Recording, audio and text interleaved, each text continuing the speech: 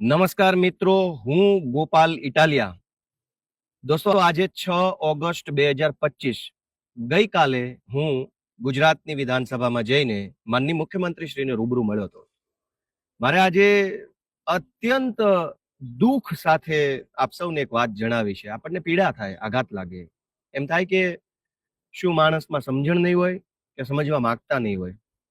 ગઈકાલે હું માનનીય મુખ્યમંત્રીશ્રીને મળ્યો. મેં અલગ અલગ 5 વિષય ઉપર જે અત્યંત ગંભીર, અત્યંત મહત્વના, જનતાના સામાન્ય જીવનને લાગુ પડે એવા 5 વિષય ઉપર માનનીય મુખ્યમંત્રી સાહેબશ્રીને મેં રજૂઆત કરી.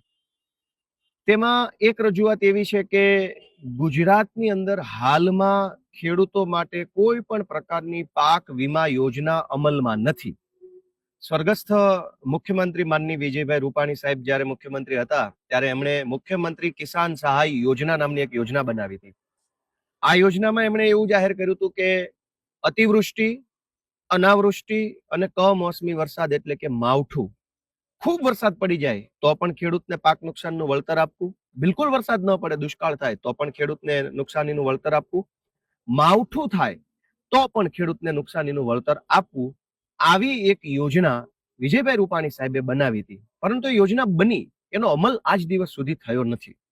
મારી માંગણી એ હતી કે મોબાઈલનો વીમો હોય છે, માણસનો પણ વીમો હોય છે, પશુ પક્ષીઓનો પણ વીમો હોય છે, મકાનનો પણ વીમો હોય છે, દુકાનનો પણ વીમો હોય છે, માલસામાનનો વીમો હોય છે, ગોડાઉનનો વીમો હોય છે, કારનો વીમો હોય છે, બાઇકનો વીમો હોય છે, બધી જ વસ્તુનો વીમો છે. તો ખેડૂતે પકવેલા પાકનો વીમો કેમ ન હોવો જોઈએ? ખેડૂતના પાકને પણ જો નુકસાન જાય તો એને પણ વીમો મળવો જોઈએ. આટલી સરસ લોજિકલ તાર્કિક રીતે જે માંગણી છે, અને માનની વિજયભાઈએ યોજના પણ બનાવી છે. મારી માંગણી એટલી જ હતી કે જે યોજના બની ચૂકી છે એને અમલમાં મૂકવામાં આવે તો ગુજરાતના કરોડો ખેડૂતોને એનો લાભ મળે. કેમ કે માવઠું હવે તો બહુ વારંવાર માવઠા થાય છે, કમોસમી વરસાદ ખૂબ થાય છે, અતિવૃષ્ટિ પણ ઘણીવાર થાય છે, ખેડૂતને પાકનું નુકસાન જાય છે, 1 પૈસાની સહાય મળતી નથી, ખેડૂત આત્મહત્યા કરી જાય છે. આવો સરસ વિષય મેં માનનીય મુખ્યમંત્રી શ્રી સમક્ષ રજૂ કર્યો. એ વાતની નોંધ ટીવીમાં ક્યાંય લેવાની નહીં. દુઃખ એ વાતનું છે કે ટીવીમાં ચર્ચા એ મુદ્દા પર થવી જોઈતી હતી કે ગોપાલ ઇટાલિયા જીવનમાં પહેલી વાર મુખ્યમંત્રીને મળ્યો તો એણે મુખ્યમંત્રીને જે વાત કીધી એ વ્યાજબી છે કે ગેરવ્યાજબી છે, યોગ્ય છે કે અયોગ્ય છે, જનતાના હિતવાળી વાત લઈને ગોપાલ ઇટાલિયા મળ્યો કે પોતાના રાજકીય એજન્ડા લઈને મળ્યો. ગોપાલ ઇટાલિયાએ જે ભાષા વાપરી એ રાજકીય એજન્ડા જેવી ભાષા હતી કે જનતા માટેની ભાષા હતી? આવા બધા મુદ્દાઓ પર ટીવીમાં ચર્ચા થવી જોઈએ, ડિબેટ થવી જોઈએ, લોકોનું ધ્યાન દોરાવવું જોઈએ. પણ ટીવીમાં શું ચાલે છે? એટલું બધું દુઃખ થાય છે મને, એટલું બધું અંદરથી આઘાત લાગે છે. પણ મારે શું બોલવું? હું બોલીશ તો કોણ સાંભળશે? કેવા એજન્ડા હાલે છે? કેટલા પ્રકારનું મતલબ ચૂથવાનું કામ હાલે છે, મુદ્દાને ચૂથવાનું કામ. મેં 5 મુદ્દા પર રજૂઆત કરી. એમાંના 2 મુદ્દા ખેડૂતો માટેના હતા. ઇકો સેન્સિટિવ ઝોન નાબૂદ કરવા માટેનો મેં રજૂઆત કરી. આસામની સરકારે આજથી માત્ર 2.5 મહિના પહેલા ઇકો ઝોન નાબૂદ કરવાનું જાહેરનામું બહાર પાડી દીધું.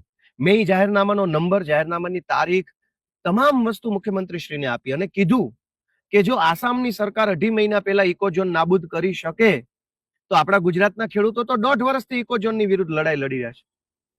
તો ટીવીમાં એ મુદ્દો આવવો જોઈતો હતો કે ગોપાલ ઇટાલિયા મુખ્યમંત્રીને મળ્યો તો મળીને જે બોલ્યો, જે કીધું, જે મુદ્દા લઈ ગયા એ જનતાના મુદ્દા હતા કે ખાલી રાજકીય રીતે એકાબીજા ઉપર કીચડ ઉછાળવાનું કામ કર્યું? ગોપાલે ધારાસભ્ય તરીકે શું કામ કર્યું, કેવું કામ કર્યું, સારું કામ કર્યું, ખરાબ કામ કર્યું, યોગ્ય કર્યું, અયોગ્ય કર્યું, વ્યાજબી કર્યું, ગેરવ્યાજબી કર્યું? ગોપાલે જે મુદ્દા કાયદા પ્રમાણે ઉઠાવ્યા એ કાયદા પ્રમાણે સાચા છે કે કાયદા પ્રમાણે ખોટા છે?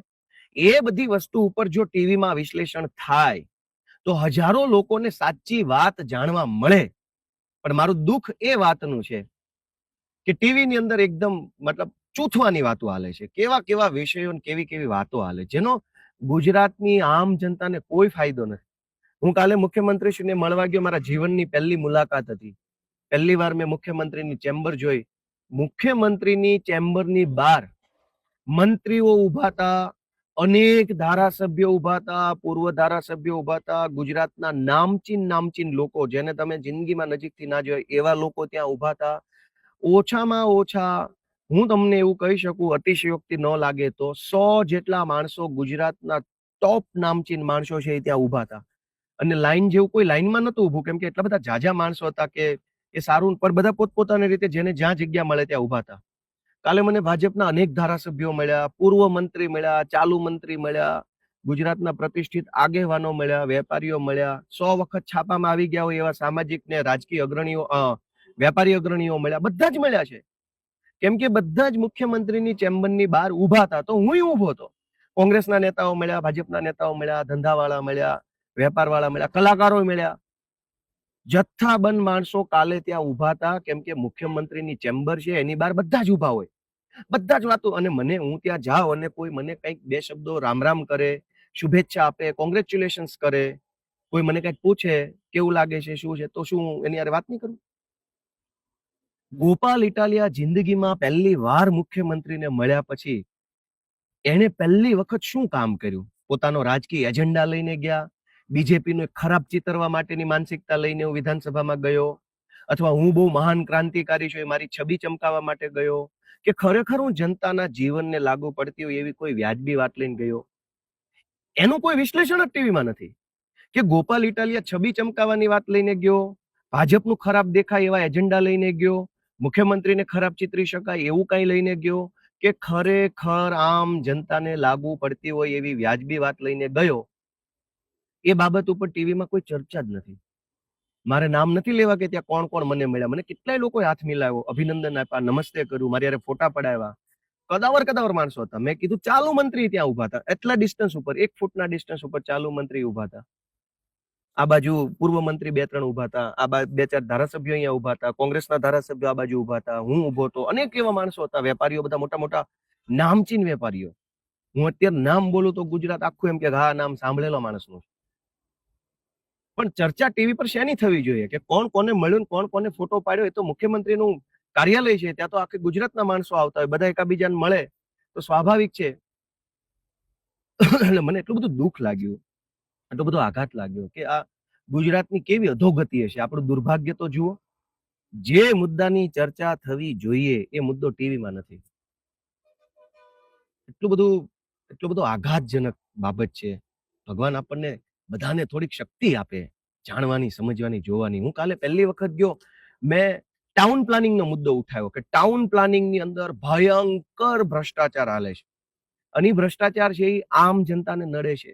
40% જમીન કપાત કરવાની, ડેવલપમેન્ટ ચાર્જ લેવાનો, યુઝર ચાર્જ લેવાનો, બીજી જગ્યાએ પ્લોટ ફાળવી દેવાનો, પ્લોટનું વેલિડેશન સર્ટિફિકેટ લેવાનું, આ બધી જ વસ્તુ ખોટી છે. કાયદામાં ક્યાંય નથી લખ્યું. મેં મુખ્યમંત્રીશ્રીને સ્પષ્ટ વિનમ્રતાથી કીધું કે સાહેબ, કાયદાની આખી ચોપડીમાં ક્યાંય એક શબ્દ નથી કે 40% જમીન કાપી નાખો, સેલેબલ પ્લોટ મૂકી દો, એવું કાયદાની આખી ચોપડીમાં ક્યાંય નથી લખ્યું. આ અધિકારીઓ છે એ વર્ષોથી કાપે છે. રજૂઆત કરીએ તો એમ કે છે કે આ તો 30 વર્ષથી આમ જ ચાલે છે. ભાઈ 30 નહીં, 300 વર્ષથી ચાલતું હશે, પણ કાયદાની ચોપડીમાં લખ્યું હોય તો ભલે હાલતું, નથી લખ્યું તો હવે બંધ કરી દો. આટલો મોટો મુદ્દો હું લઈને ગયો, કેમ કે ગુજરાતના તમામ મોટા શહેરોમાં જે પાણી ભરાઈ જાય છે ચોમાસામાં, એની પાછળનું મુખ્ય કારણ ટીપી એક્ટનો અમલ નથી થતો. એટલે ટીપીનો અમલ થાય તો પાણી ન ભરાય. ગુજરાતના તમામ શહેરોમાં ગટરો ઉભરાઈ જાય છે, એના પાછળનું કારણ ટીપી એક્ટનો અમલ નથી થતો એ છે. ગુજરાતના તમામ મોટા શહેરોની અંદર ટ્રાફિક જામ અને પાર્કિંગના ઇસ્યુ છે, એનો કારણ ટીપી એક્ટ. ગુજરાતના લગભગ મોટા શહેરોની અંદર પૂરતા પ્રેશરથી પાણી નથી આવતું, એનું કારણ ટીપી એક્ટ છે. ગુજરાતના તમામ મોટા શહેરોની અંદર મકાનો મોંઘા મળે છે, નાના નાના મકાનો છે, બાકસની સાઈઝના, માચીસની સાઈઝના મકાનો મળે છે, 1 BHK, 1.5 BHK, 2 BHK. છતાં એટલા મોંઘા મોંઘા મકાન છે, એની પાછળનું કારણ ટીપી એક્ટ છે. મેં ઇકોઝોન બાબતે ખેડૂતોને પાક વીમો જ નથી મળતો. ગુજરાતના તમામ રાજ્યોમાં પાક વીમો મળે છે, ગુજરાતમાં જ નથી મળતો. સોરી, ભારત દેશના તમામ રાજ્યોમાં પાક વીમો મળે છે, ગુજરાતમાં જ નથી. તો કેટલું દુર્ભાગ્ય કહેવાય કે એક બકરીનો વીમો હોય છે, એક ભેંસનો વીમો હોય છે, પણ ખેડૂતના 10 વીઘાના ખેતરમાં ઉભી રહેલી મગફળીનો કોઈ વીમો જ નથી. તો મેં સેન્સિટિવ, ગંભીર, અત્યંત મહત્વના મુદ્દા માનનીય મુખ્યમંત્રી શ્રી સમક્ષ રાખ્યા, ધારાસભ્યની હેસિયતથી મુદ્દા રાખ્યા. તો ધારાસભ્ય તરીકે મેં કેવું કામ કર્યું, મારી વાણી વર્તન કેવા હતા, મારી વિનમ્રતા હતી કે નહોતી, મારા મુદ્દા કેવા હતા, મારો એજન્ડા કેવો હતો, એ બાબતની ચર્ચા ટીવી પર થવી જોઈએ. પછી મારા મુદ્દા છે એ કેવા છે એ બાબતની ચર્ચા ટીવી પર થવી જોઈએ. એના બદલે ટીવીમાં શું આવે છે? એટલું બધું દુઃખ લાગે છે દોસ્તો, એટલું બધું. રાજકારણ અમે કરીએ છીએ અને કરવાના છીએ. ભવિષ્યમાં રાજકારણનો વિષય હશે ત્યાં રાજકારણ કરશું, ટીકા ટિપ્પણી કરશું, મેણા ટોણા જે કાંઈ આવશે કરતા રહીશું. કેમ કે એ પાર્ટ ઓફ બિઝનેસ છે.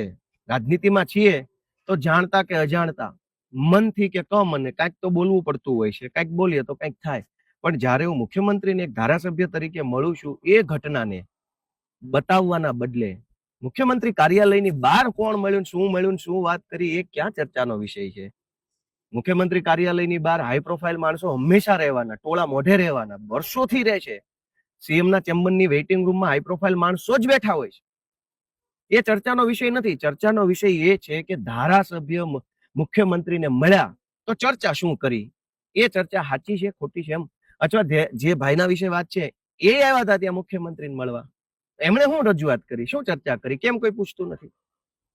ગુજરાતની જનતા જાગે કે ગુજરાતની જનતાને ગળે ટૂંપો દઈ દેવામાં માત્ર ભાજપ જવાબદાર નથી, આ એજન્ડા વાળા જવાબદાર છે.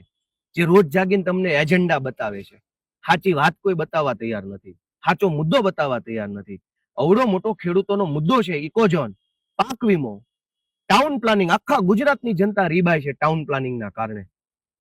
એ કોઈ ટીવીમાં આવતું નથી કે સાચું છે કે ખોટું. હું છાતી ઠોકીને એમ કહું છું કે ટાઉન પ્લાનિંગ એક્ટના કાયદાની આખી ચોપડીમાં એક શબ્દ એવો નથી લખ્યો કે 40% જમીન કાપી લેવી. છતાંય જબરજસ્તીથી નાગાઈ કરીને જમીનો કાપી લે છે અને એ જ જમીન પાછી વેચાઈ જાય છે બિલ્ડરોને. જ્યારે જમીન કાપવામાં આવે ત્યારે એવું કહેવાય છે કે આ શાળા માટે, આ દવાખાના માટે, આ ફાયર સ્ટેશન માટે, આ સ્વિમિંગ પુલ માટે. કોઈ શાળા, ફાયર સ્ટેશન, દવાખાનું બનતું નથી. એ જ જગ્યા બિલ્ડરોને વેચાઈ જાય છે. તો ખેડૂતની 40% જમીન મફતના ભાવે કાપી લીધા પછી એની એ જ જમીન પાછી કરોડો રૂપિયામાં બિલ્ડરને વેચી દેવામાં આવે. એ જ જમીન ઉપર બિલ્ડર અબજો રૂપિયાનું બિલ્ડિંગ બનાવે અને એ જ ખેડૂતને વેચે. આ ખેલ મેં કાલે ખુલ્લો પાડવા મુખ્યમંત્રીશ્રીને રજૂઆત કરી, પણ ટીવીમાં ન આવ્યું. ટીવીમાં શું આવ્યું? મુખ્યમંત્રીના કાર્યાલયની બહાર કોણ કોને રામ રામ કરે છે. દોસ્તો, કઈ હદનો એજન્ડા ગુજરાતમાં હાલે છે, કલ્પના તો કરો. પાપ માત્ર ભાજપનું નથી, એજન્ડાની અંદર સામેલ રહેલા દરેક માણસનું પાપ છે. 40% જમીન ખેડૂતની મફતના ભાવે પચાવી પાડવાની. એ જમીન ઉપર ધારો કે ઈડબ્લ્યુએસ આવાસ યોજનાના આવાસ બને તો આવાસ બનાવવાનું ફંડ પ્રધાનમંત્રી આવાસ યોજનામાંથી આવે છે. તમે જોજો કરોડો રૂમ કૌભાંડું કહું. મુખ્યમંત્રીશ્રીને રજૂઆત કરી કે ખેડૂતની 40% જમીન કાપી, એ જમીન ઉપર એક પ્લોટ અનામત મૂક્યો. એમાં એવી અનામત આપવામાં આવી કે ઈડબ્લ્યુએસ આવાસ માટે અનામત પ્લોટ, તો જમીન મફત થઈ ગઈ કોર્પોરેશન પાસે. પ્રધાનમંત્રી આવાસ યોજનામાંથી ફંડ આવ્યું, એનાથી બાંધકામ થયું ફ્લેટ્સનું. 15 માળના ફ્લેટ બનાવ્યા પ્રધાનમંત્રી આવાસ યોજનામાંથી. જમીન આવી ગઈ ખેડૂતની મફત. હવે ઈડબ્લ્યુએસ આવાસ જો ગરીબોને આપવામાં આવે તો 10-10 લાખ રૂપિયા શેના લેવામાં આવે છે? જમીન મફત છે, બાંધકામ કેન્દ્ર સરકારનું છે, તો ગરીબ પાસેથી પૈસા લેવામાં શું કામ આવે છે? પૈસા ક્યાં જાય છે? આ બધા વિષય ઉપર કોઈ ચર્ચા ટીવીમાં કરવાના બદલે જે પ્રકારની ચર્ચા ટીવીમાં થાય છે, એટલું બધું દુઃખ લાગે છે, એટલો બધો આઘાત લાગે છે કે સાચું કોણ બતાવશે, સાચી વાત કોણ કરશે? અને સાચી વાત નહીં કરો તો ગુજરાતની જનતાનું શું થશે? મેં ગઈકાલે કોઈ રાજકીય એજન્ડા ઉપર વાત નથી કરી, કોઈ પાર્ટીનું નામ નથી બોલ્યો, કોઈના વિશે હું ખરાબ નથી બોલ્યો. મેં સરકારની કાલે ટીકા નથી કરી, મુખ્યમંત્રી વિશે ખરાબ નથી બોલ્યો. કશું જ ખરાબ બોલ્યા વગર, કશું જ રાજકીય સ્ટેટમેન્ટ આપ્યા વગર, માત્ર અને માત્ર જનતાના મુદ્દામાં હું શું બોલ્યો, એ મુદ્દામાં મારું લોજિક શું છે, કાયદા શું છે, આટલી વાત મેં કરી. આ વાત જનતા સુધી પહોંચાડવાની જરૂર હતી, પણ નહીં પહોંચાડે. દોસ્તો, તમે જાગો. હું તો હાથ જોડું છું તમને. ધારાસભ્ય તો હું 2 વર્ષ પૂરતો છું. આવતીકાલે રામ જાણે હું શું હશે શું નહીં. પણ દોસ્તો, સત્ય જે છે ને, એ સત્ય ક્યારેય ઢંકાવવું ન જોઈએ. સત્ય ઊભું ન રહેવું જોઈએ. સત્યની ઉપર જૂઠનો પડદો ન પડી જવો જોઈએ. એની જવાબદારી આપણા બધાની છે. મેં ગઈકાલે 5 મુદ્દા પર સત્ય ગુજરાતની જનતા સમક્ષ મૂકવાની કોશિશ કરી, જેમાં એક હતો ઇકોઝોન, બીજો હતો પાક વીમાની યોજના જે ગુજરાતમાં નથી લાગુ કરવામાં આવે, ત્રીજો હતો ટાઉન પ્લાનિંગ એક્ટ કે જેનું ગુજરાત આખામાં ખોટું અમલીકરણ કરવામાં આવે છે, એના કારણે શહેરોની અંદર સમસ્યા વધે છે. ચોથો મુદ્દો મારો હતો પવનચક્કી અને સોલાર ઉપર પ્રોપર્ટી ટેક્સ લેવો જોઈએ, કેમ કે એ પણ એક પ્રકારની પ્રોપર્ટી છે. અને 5મો મુદ્દો મારો હતો કે માલધારી સમાજને વાડા ફાળવવામાં, જેથી કરીને પશુપાલન સારી રીતે કરે. આટલા ગંભીર, આટલા મહત્વના, આટલા જરૂરી, આટલા લોજિકલ, આટલા કાયદાકીય મુદ્દાની ક્યાંય ચર્ચા જ નથી. ચર્ચા એટલી બધી ખરાબ ચર્ચા છે. જે મુદ્દા જનતાને લેવા દેવા નથી એની શું કામ ચર્ચા કરવાની? હું ગુજરાતની જનતાને હાથ જોડું છું, તમે જાગશો તો ગમે એવા મોટા એજન્ડા હશે ને ધોવાઈ જશે, સાફ થઈ જાય. પણ તમે નહીં જાગો તો બધા પોતાનો એજન્ડા ચલાવી અને તમારા રૂપિયા તમારા ઉપર રાજ કરશે. ગુજરાતની જનતા જાગે, પોતાનો આત્મા જગાડે, પોતાની જાતને પૂછે કે ગોપાલ ઇટાલિયાએ ગઈકાલે વિધાનસભામાં મુખ્યમંત્રીશ્રીને જે રજૂઆત કરી એ વ્યાજબી છે? તમારો આત્મા એમ કે નહીં, ગોપાલે કાલે રાઈટ વાત કરી, ગોપાલે કાલે કોઈ રાજકીય વાત નથી કરી, ગોપાલે કાલે કોઈ ખોટો એજન્ડા નથી કર્યો, ગોપાલે ગુજરાતની જનતાના તમામ સમાજ માટે વાત કરી છે. તમારો આત્મા એમ કે ગોપાલ ઇટાલિયાએ કાલે સાચું કામ કર્યું છે, તો આ વિડીયો હજારો લોકો સુધી પહોંચાડો ને એજન્ડા કરનારાને ખુલ્લા પાડો. જય જય ગરવી ગુજરાત.